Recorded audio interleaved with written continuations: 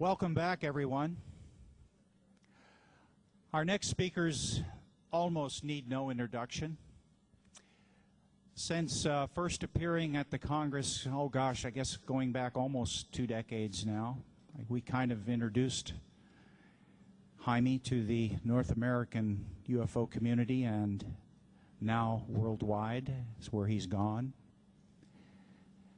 And Ettore Garza, likewise. Between the two of them, they are arguably our most anticipated presentation of the week. I won't take any more time.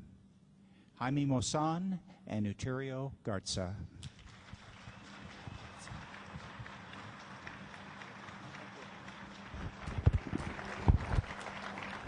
Always a pleasure. You know, Thank you very much.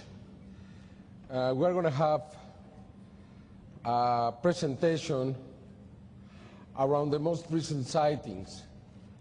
I believe everything is important around this phenomenon, but I think what is actual, what is happening now, is what attracts the most interest, because that evidence somehow are telling us how this phenomenon is moving. And we can see a change of an agenda from very far to very near. And I think this is happening around the world. We will see very clear videos that will prove that something is happening right now and something is going to happen in the very near future. I really believe we are very close to have a very open demonstration by these creatures. Santiago. I would like to thank, first of all, to the UFO Congress, Bob Brown, Nicole, and Heather, the board of directors, for inviting us again to this Congress and giving us the opportunity to share with all of you the results of our research work. We all know about the UFO wave that took place last year over Texas. Well, in April 2008, I was privileged to meet Mauricio Ruiz, a family man, a respected businessman who lives in Alvin, Texas, 22 miles from Houston. And on April 11, Mauricio Ruiz had a unique experience. April 11 was a very special day for Mauricio, a day that changed his life forever.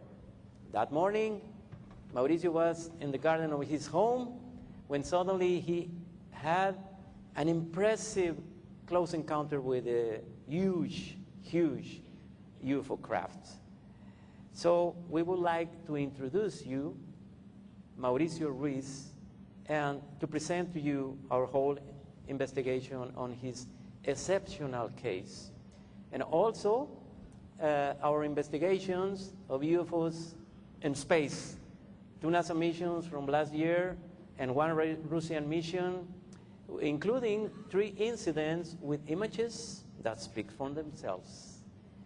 And at the end of this presentation, we have a surprise for all of you.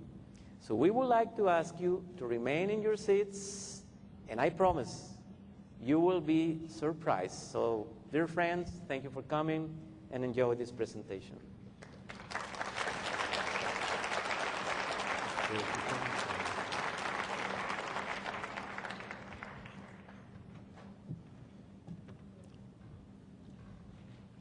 As you know, every year we have been presenting the UFOs very close to the projects in the space. Santiago has taken the task to record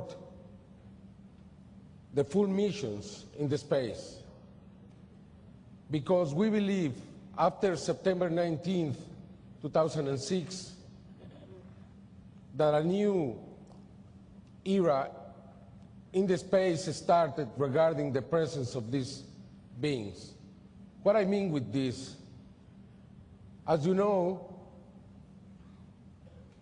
last 10th of September, we had a crash. We're not getting the image? Okay. As you know, the 10th of September, we had this crash between the Cosmos 2251 and the Iridium 33, because something happened. We don't know yet what happened because, as you know, the orbits of these satellites are always steady. They haven't been able to explain why there was this crash. And it's possible a new warning, because after September 19, 2006, we had the beginning of this new era. You have to remember that day, because a little object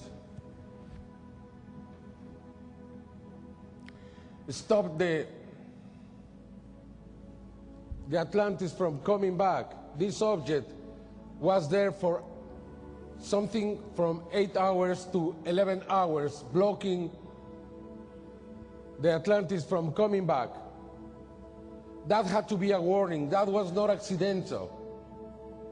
What they want to say is probably that the space, it doesn't belong to human beings, but to every single intelligent creature in the space. In that same mission, the Atlantis was able to record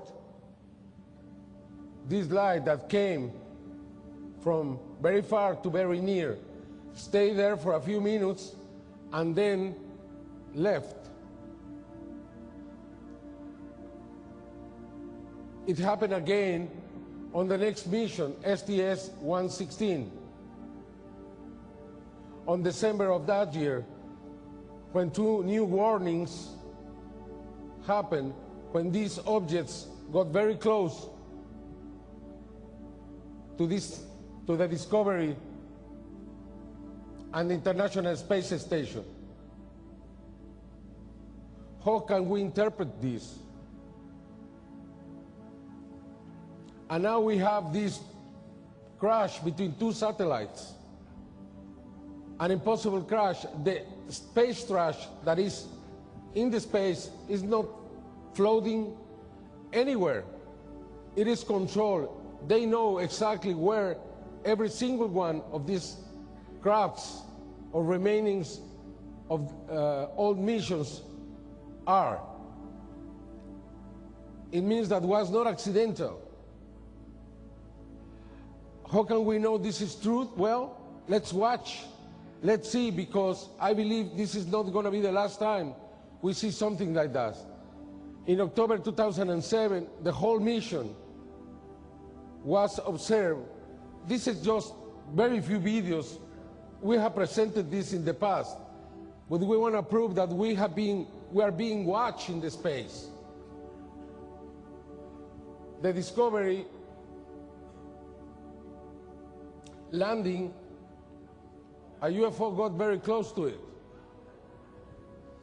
And the only way to have these images is thanks to Santiago, that records hundreds and hundreds of hours every time. And we can prove this presentation is not just about the space, but we could have a very long presentation just from what is happening in the space. These are just a very few examples to prove what I'm trying to say. Now Santiago is going to present you the videos from the last 2 missions from last year. Yes, March last year, shuttle Endeavour was launched into space for mission 123.